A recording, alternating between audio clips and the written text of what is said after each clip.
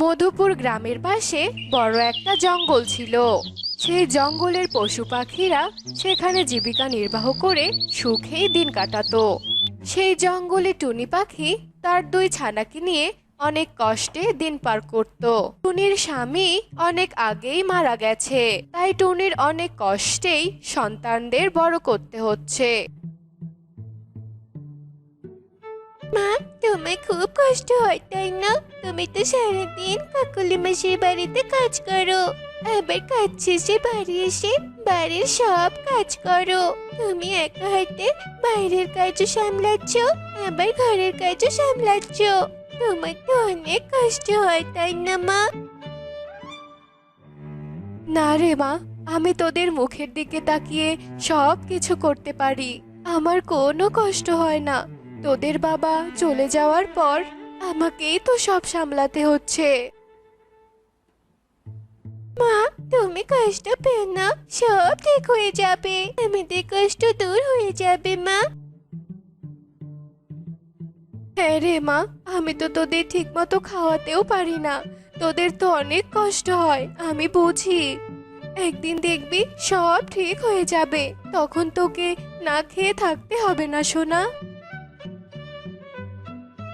তুমি পাশে থাকলে আমাদের আর কোনো কষ্ট হয় না মা।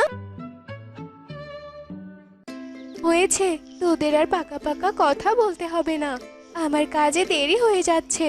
তোরা দুবোন বাড়িতেই থাক, আমি কাজে যাচ্ছি। এরপর টুনি কাজে চলে যায়।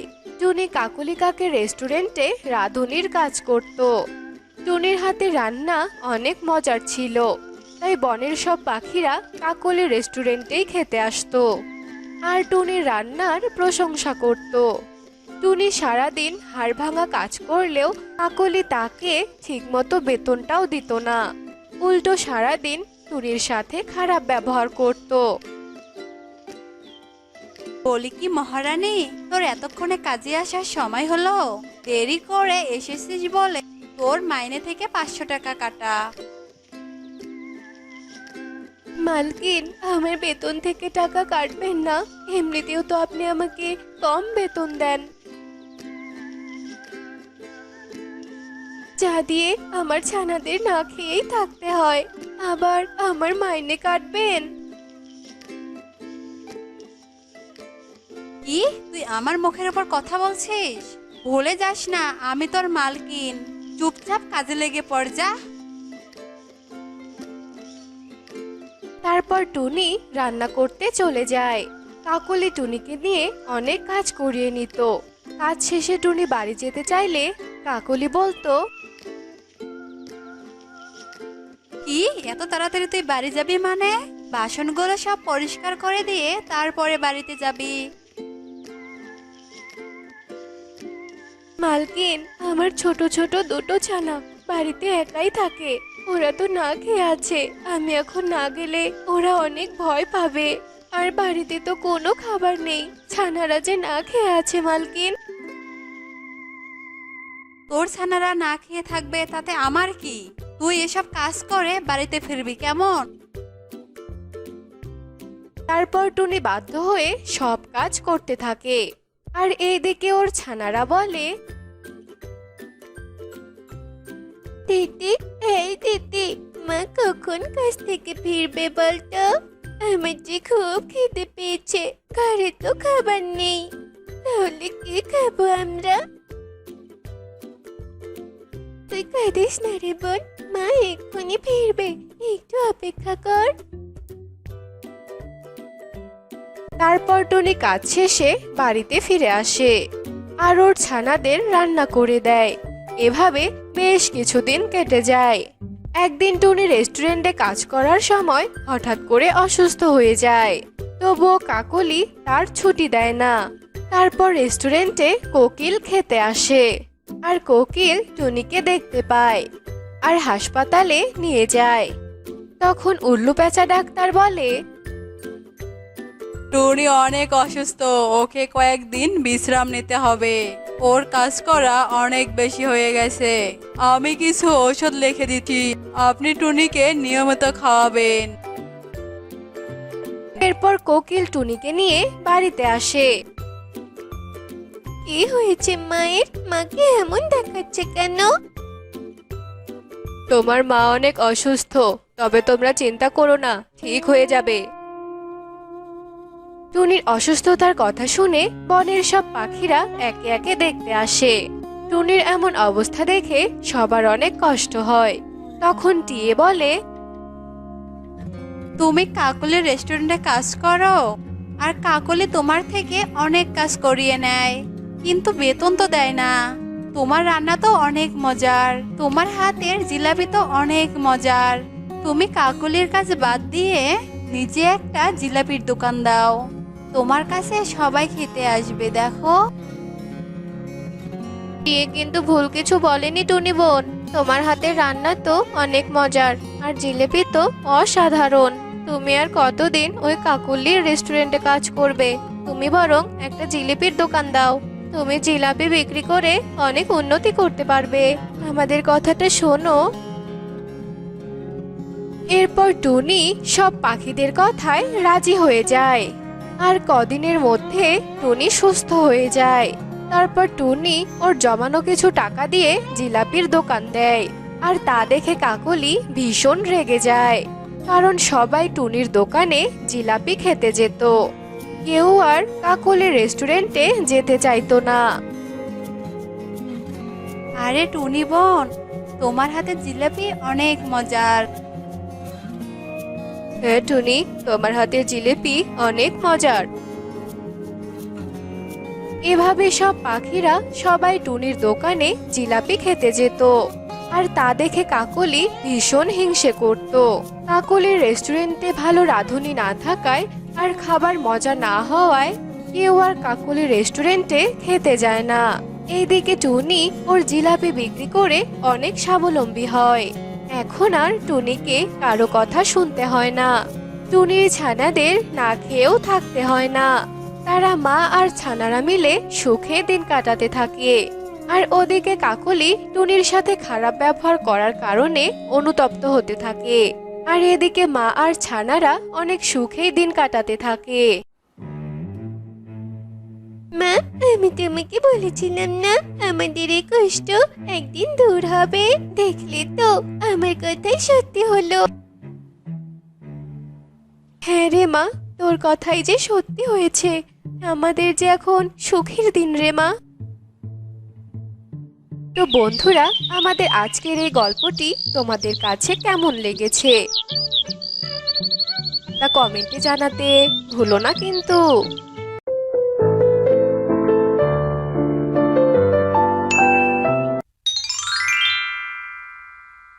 বৃন্দাবন জঙ্গলে মিনু টুনটুনি তার স্বামী রাজু টোনার সাথে বাস করত। রাজু টোনা ভেবেছিল উপরওয়ালা তাকে পুত্র সন্তান দেবে, কিন্তু তা না হয়ে তার দুটো পরপর কন্যা সন্তান হয়েছে। আর তা দেখে রাজু টোনা মিনু টুনটুনির উপর ভীষণ রেগে যায়। অলক্ষী অপয়া, বিয়ের এতগুলো দিন হয়ে গেল, তুই এখনো আমাকে একটা পুত্র সন্তানের মুখ দেখাতে পারলি না। আমি তোকে আর একটা বার সুযোগ দেব। এবার যদি তুই আমাকে পুত্র সন্তান দিতে না পারিস, তাহলে আমি তোকে এ বাড়ি থেকে বের করে দেব, আর আমি আবার নতুন একটা বিয়ে করে আনবো।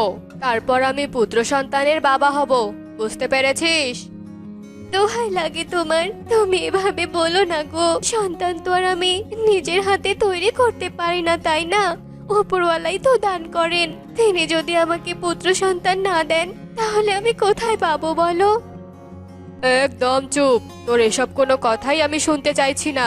আমি যা বলেছি সেটাই আমার চূড়ান্ত সিদ্ধান্ত। এ বলে রাজু বাড়ি থেকে বেরিয়ে যায়। এদিকে মিনু হতাশায় ভুগতে থাকে। হে উপরওয়ালা, তুমি আমার উপর দয়া করো। দয়া করে আমাকে একটা পুত্র সন্তান দান করো, নয়তো আমার কপালে যে অনেক দুঃখ আছে। উপরওয়ালা, একটু দয়া করো। এসব বলতে থাকে আর মিনু ভীষণ কাঁদতে থাকে। কাঁদতে কাঁদতে মিনু বাইরে গিয়ে বসে থাকে। আর হঠাৎই এক সাধু বাবা এসে মিনুকে বলে, কিরে মা, কি হয়েছে তোর? তুই এভাবে বসে বসে কাঁদছিস কেন? সবকিছু খুলে বলতো আমাকে। এরপর মিনু সমস্ত ঘটনা সাধু বাবাকে খুলে বলে। সব শুনে সাধু বাবা বলে, তুই একটু বস তো এখানে, আমি একটু ধ্যান করে দেখি কি সমস্যা। এরপর মিনু সাধু বাবার সামনে বসে পড়ে। আর সাধু বাবা ধ্যান করে মিনুকে বলে, এ যে অনেক বড় জটিলতা রে মা, তুই তো এভাবে কখনো পুত্র সন্তানের মা হতে পারবি না। যদি তুই তোর দ্বিতীয় ডিম কোনো জলপরীকে খাওয়াতে পারিস, আর ওই জলপরীর পেট থেকে যেদিন ডিম ফুটে ছানা বের হবে, তুই সেদিনই পুত্র সন্তানের মা হতে পারবি। এবার বল তুই কি করতে চাস? বাবা, আপনি বলুন, আমি জলপরীকে কোথায় পাবো? আমি আমার ডিম দেওয়ার পর সেই ডিম নিয়ে জলপরীকে দিয়ে আসবো। প্রত্যেক রাতের ঠিক মধ্যরাতে জলপরীরা জলের ওপর ভেসে আসে। তুই তখনই তোর কাজ সেরে নিতে পারবি। আচ্ছা ঠিক আছে বাবা, আপনাকে অনেক ধন্যবাদ বাবা। তারপর সাধু বাবা সেখান থেকে চলে যায়। আর মিনুও বাড়ি চলে আসে। কিন্তু মিনু সাধু বাবার কোনো কথাই রাজুকে বলে না। রাজু টোনাকে খাইয়ে তারপর কাজে পাঠিয়ে দেয়। এভাবে বেশ কয়েকদিন কেটে যায়। মিনু আবারও গর্ভবতী হয়। কিন্তু এবার মিনু রাজুকে তার গর্ভবতী হওয়ার খবরটা জানায় না। মিনু অসুস্থ থাকলেও রাজু টোনার সামনে সুস্থতার ভান করত। এরপর একদিন, মিনু, আমি দুদিনের জন্য বাইরে যাচ্ছি, তুমি এ দুদিন ছানাদের নিয়ে সাবধানে থেকো, কেমন? আচ্ছা ঠিক আছে গো, তুমি সাবধানে যাও। এরপর রাজু টোনা চলে যায়।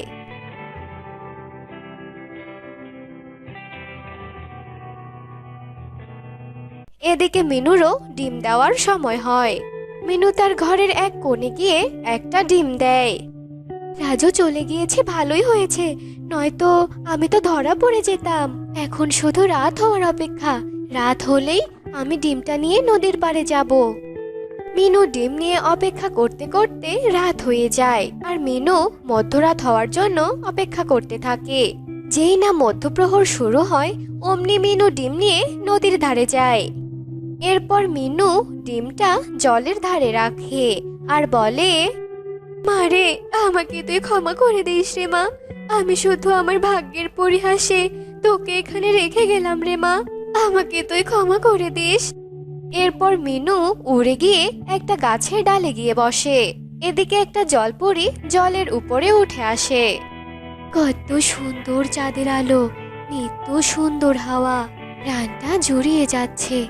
ওটা কি একদম চিকচিক করছে, সাদা রঙের, দেখি তো গিয়ে। এরপর জলপরী ডিমের কাছে যায় আর বলে, এটা কি? এটা তো কোনো সুস্বাদু খাবার মনে হচ্ছে। আমি তো জলরানীর কাছে শুনেছি জলের উপরের খাবারগুলো নাকি খুব সুস্বাদু হয়। আমি আগে এটা খেয়ে নেই। তারপর জলপরী ডিমটি খেয়ে জলের তলায় চলে যায়। এরপর মিনু গাছের ওপর থেকে সবটা দেখে ফেলে আর তার বাড়িতে চলে যায়। এভাবেই বেশ কিছুদিন কেটে যায়। জলের তলায় জলপরীর পেটটাও দিন দিন বাড়তে থাকে আর সে অসুস্থ হতে থাকে। এ আমার কি হচ্ছে?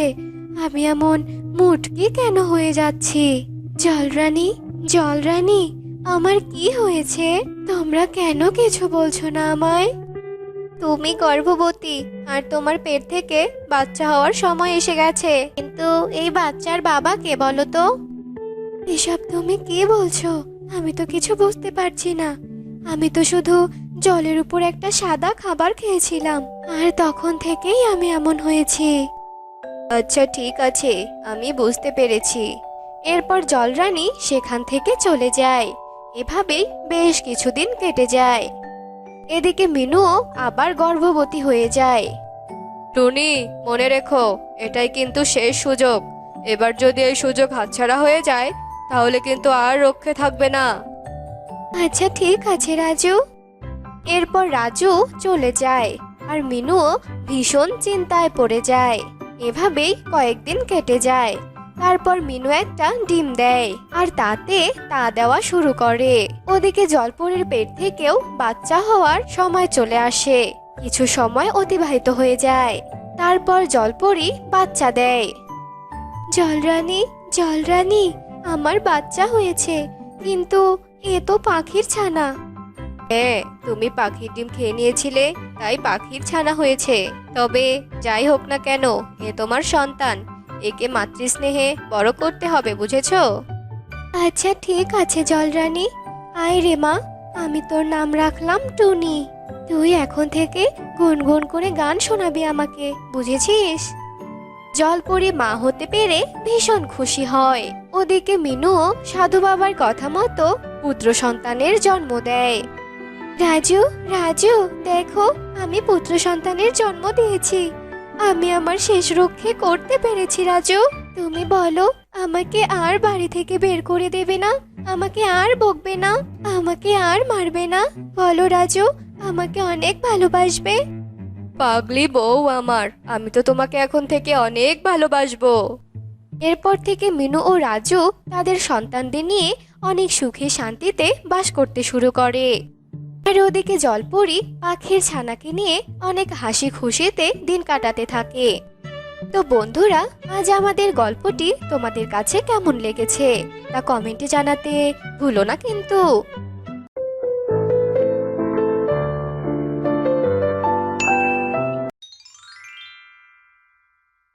মা, সব কাজ শেষ। এবার তুমি ঠিক মতো খাবার খেয়ে নিও। আমার মাছ ধরতে যেতে দেরি হচ্ছে। সাবধানে থাকবে। আর এই অসুস্থ শরীর নিয়ে একদম কাজ করতে যাবে না, কেমন? ঠিক আছে ঠিক আছে, পাগল ছেলে একটা। তুইও সাবধানে মাছ ধরিস রে বাবা। আর শোন, নদীর বেশি গভীরে যাবি না। টোনা জাল নিয়ে নদীতে যায়, আর টোনা যেই না নদীতে জাল ফেলতে ধরে তখনই চোকো কাক বলতে থাকে, এই এই ছোট লোকটা না, তুই কি করছিসটা কি? হ্যাঁ, তুই জানিস না নদীর এই কিনারাটায় আমি মাছ ধরি? তোর সাহস কি করে হলো এই কিনারায় মাছ ধরতে আসার? এক্ষুনি এখান থেকে চলে যা, চলে যা বলছি।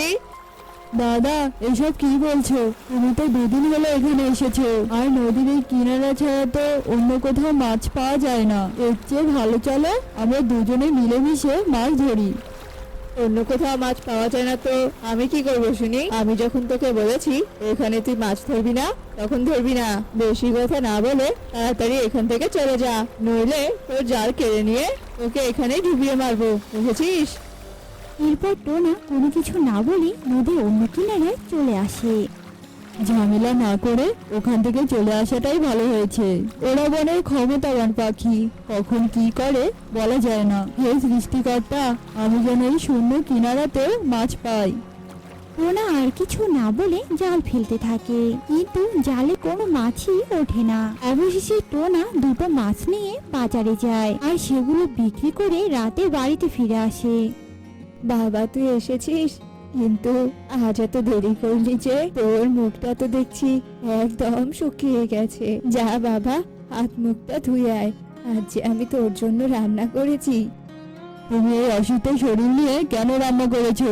তোমাকে না বলেছি আগে সুস্থ হতে? তুমি যে কেন আমার কোনো কথাই শোনো না? তোমার কিছু হয়ে গেলে আমি কাকে নিয়ে থাকবো শুনি? আমার কিচ্ছুটি হবে না রে, এখন যা তো, হাত মুখ ধুয়ে আয়।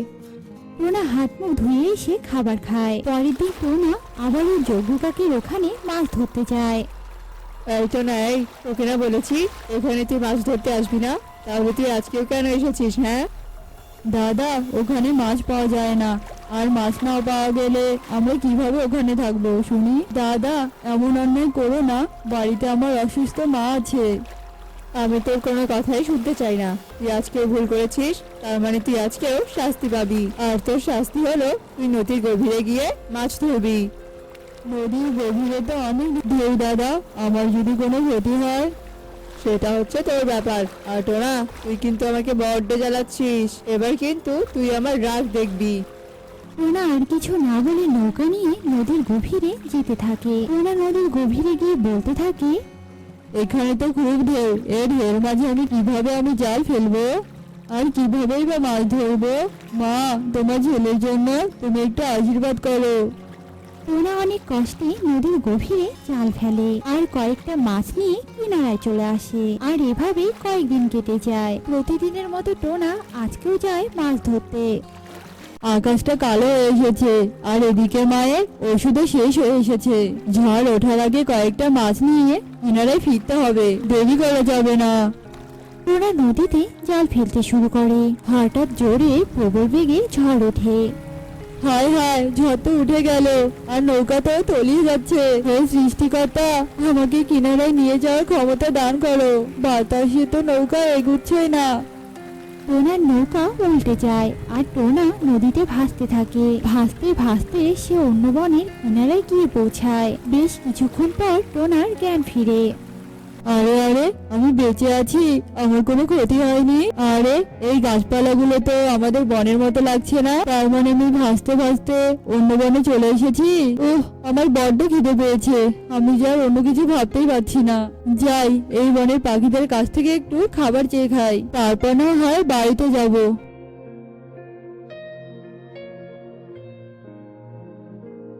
পুরো তো অর্ধেক বন খুঁজলাম, কোনো পাখিরই দেখা পেলাম না। আবার তো এই বন থেকে যাওয়ার কোনো রাস্তাও খুঁজে পেলাম না। এবার আমি কি করব? আরে আরে, সামনে ওটা কি দেখা যাচ্ছে? আরে আরে, এ আমি কি দেখছি? জোড়া আম ঘর, কি অদ্ভুত লাগছে। পুরো বন ঘুরে এই জোড়া একটা আম ঘর খুঁজে পেলাম। যাই, ভিতরে ঢুকে দেখি কোনো সাহায্য পাই নাকি। তাছাড়া তো বনে কোনো ঘরও নেই। ভিতরে কেউ আছো? আমাকে কেউ সাহায্য করো, আমার বড্ড ক্ষুধা লেগেছে। আরে এত বড় জোড়া আম ঘরে কেউ নেই? অনেক কষ্টে এই ঘরটা খুঁজে পেলাম, তাও আবার ভিতরে কেউ নেই। যেও না পাখি, যেও না এখান থেকে। আমাকে আমাকে দয়া করে মুক্ত করো, সাহায্য করো, আমাকে সাহায্য করো। আমি যে এখানে বন্দী হয়ে আছি। কে কে সাহায্য চাচ্ছ আমার কাছে শুনি? আমি তো তোমাকে দেখতে পাচ্ছি না। এই যে আমি খাঁচার বন্দী ইঁদুর তোমার সামনে। তুমি তো একটা ইঁদুর, তোমাকে মুক্ত করে আমি কি করব? আমি ইঁদুর নই গো, আমি এই জোড়া আম ঘরের মালিক। একটা দুষ্ট ডাইনি আমাকে ইঁদুর বানিয়ে এই খাঁচায় বন্দী করে রেখেছে, আর আমার এই জোড়া আম ঘর দখল করে নিয়েছে।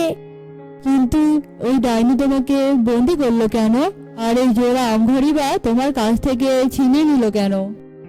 এই ঘরের ভিতর যে অনেক সোনা দানা আছে, যার লোভে পড়ে ওই ডাইনি আমাকে বন্দি করে রেখেছে। সুদর্শন পাখি, দয়া করে তুমি আমাকে সাহায্য করো। আমাকে বলো, আমি তোমাকে কিভাবে সাহায্য করব?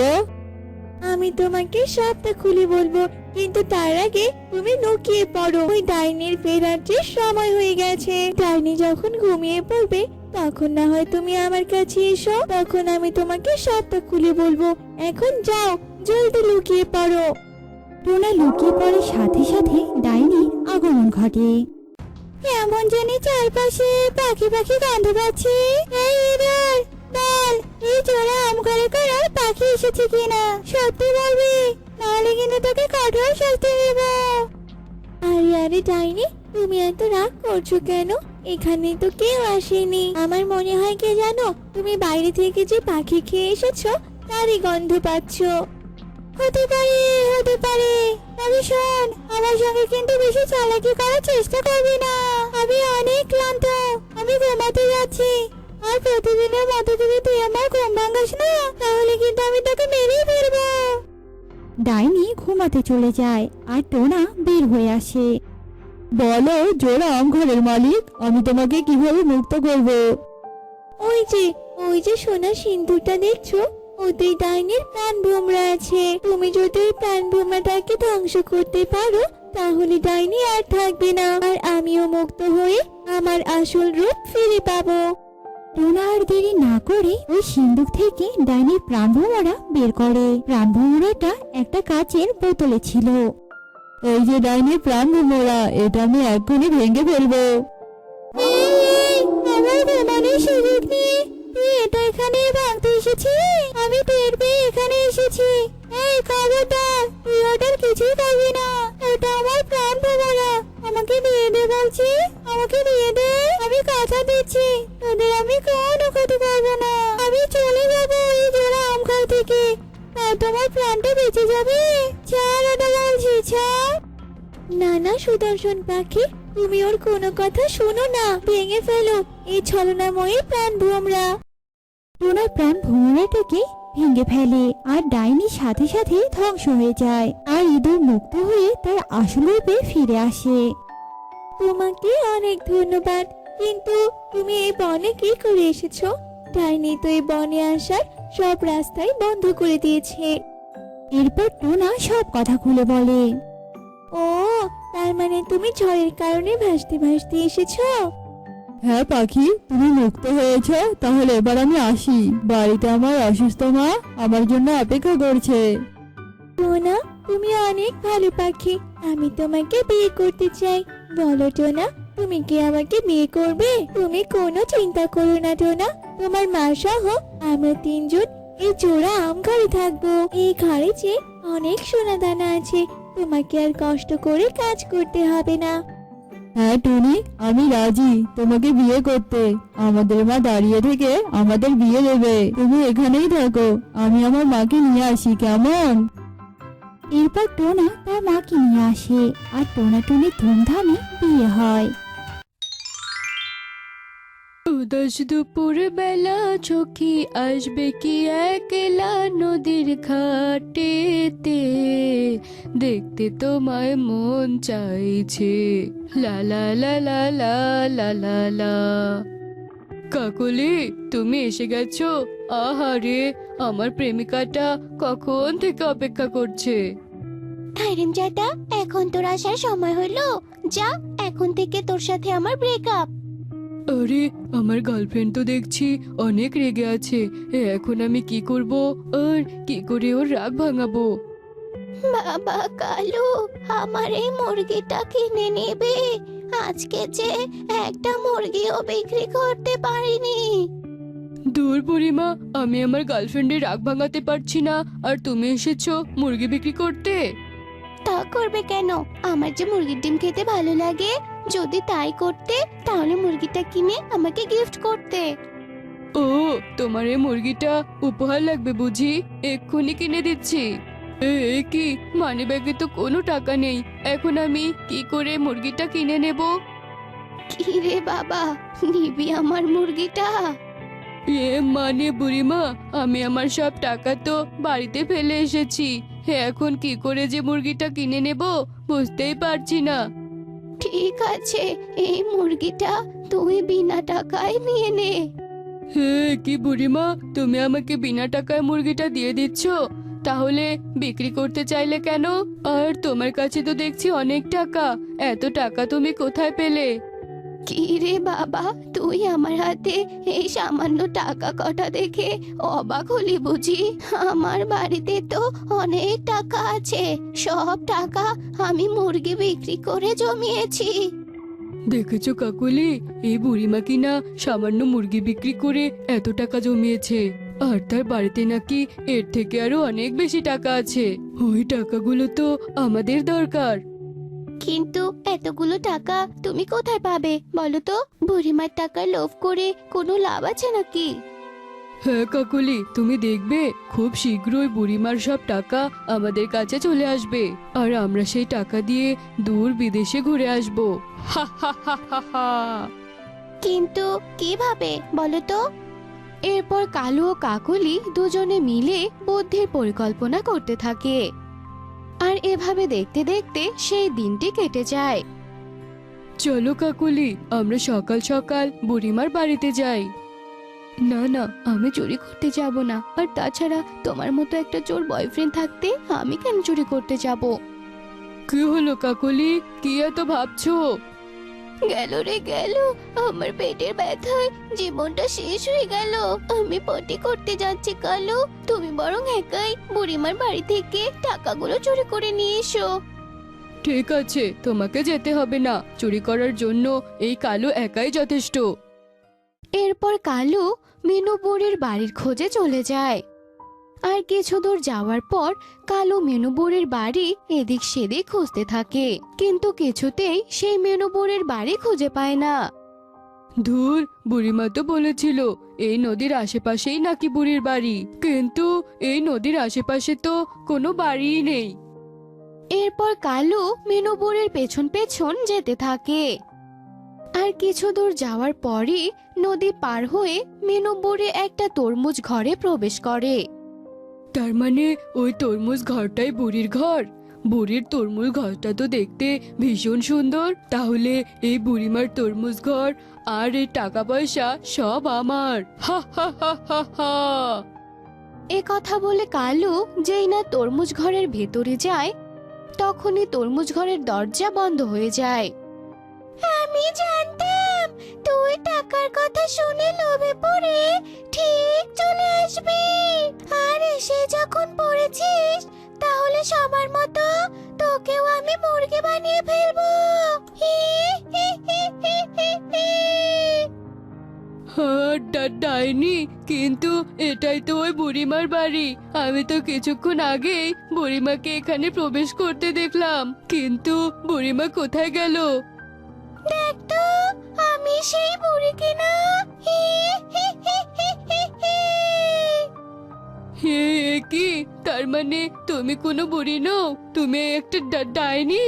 লোভে পড়ে কিনা নিজের মৃত্যুর কাছে এসে গেলাম।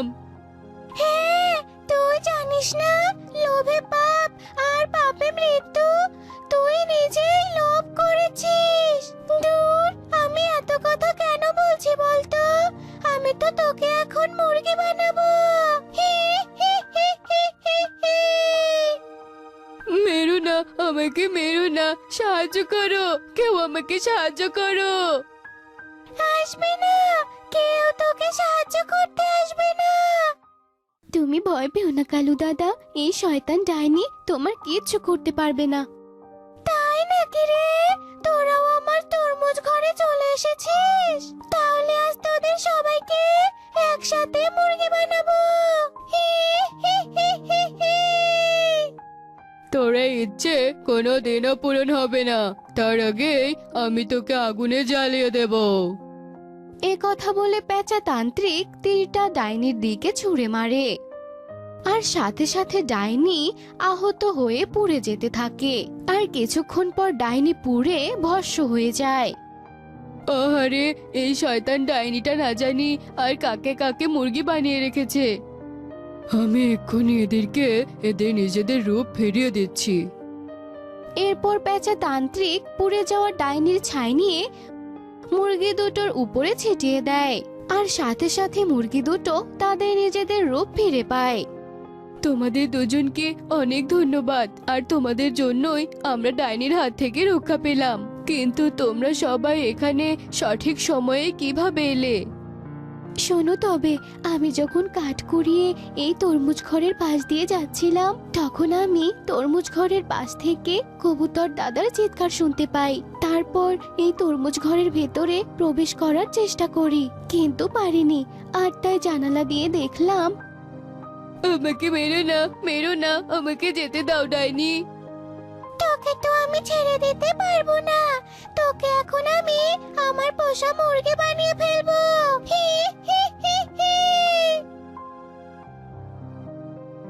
এরপর ডাইনি কবুতর দাদাকে তার পোষা মুরগি বানিয়ে ফেলে, আর আমি কোনো উপায় না পেয়ে বাড়িতে চলে যাই। আর পরের দিন যখন তান্ত্রিক বাবাকে খবর দেই, তখন আমি তোমাকে এই তরমুজ ঘরে প্রবেশ করতে দেখি। তাই আর দেরি না করে সবাইকে নিয়ে এই তরমুজ ঘরে চলে আসি। আজকে থেকে তোর মতো লোভী আর চোরের সাথে আমার ব্রেকআপ। না কাকুলি, আমাকে ক্ষমা করে দাও। আমি আর কখনো লোভ করব না, আর চুরিও করব না।